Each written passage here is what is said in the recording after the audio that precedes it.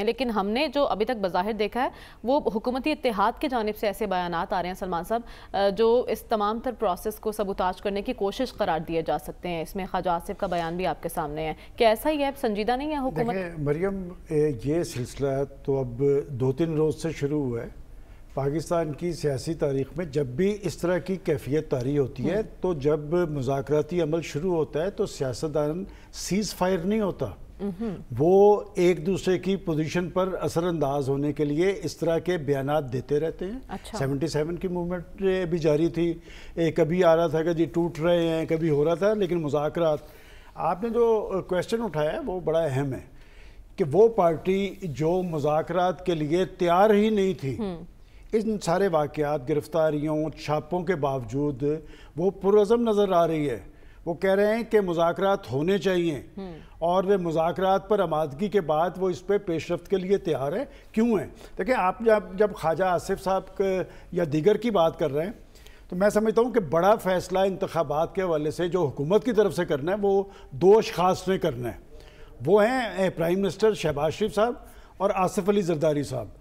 دوسری جانب مولانا فضل الرحمان صاحب کی حمایت میں نواز شریف صاحب یا مریم نواز صاحبہ نے کوئی بیان تو نہیں دیا, لیکن وہ بھی ان کے ساتھ بیٹھنے سے قاصر تھے, وہ مایوسی کا اظہار کرتے نظر آ رہے تھے.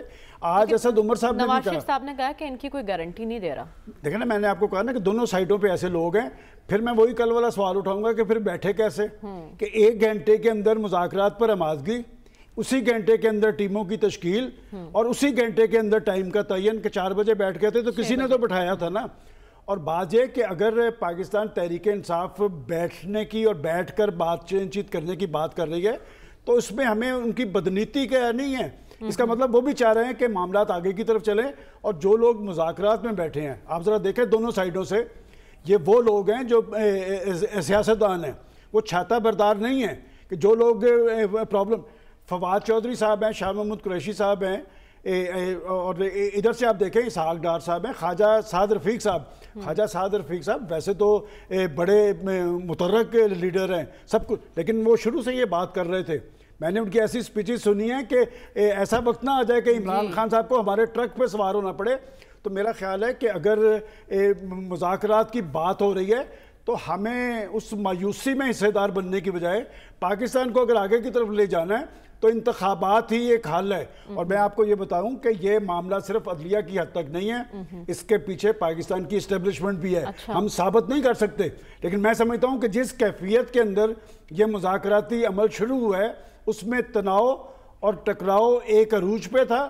عدلیہ نے راستہ فراہم کیا ہے, فیصلے 2 ہوں گے. دیکھیں یہ بھی ایک فیصلہ کریں گے, کورٹ نے بھی فیصلہ کرنا ہے. دیکھیں کورٹ نے خاموشی اختیار کی ہے, ابھی انہوں نے ڈیٹ نہیں دی, یہ کیس وہاں پر موجود ہے.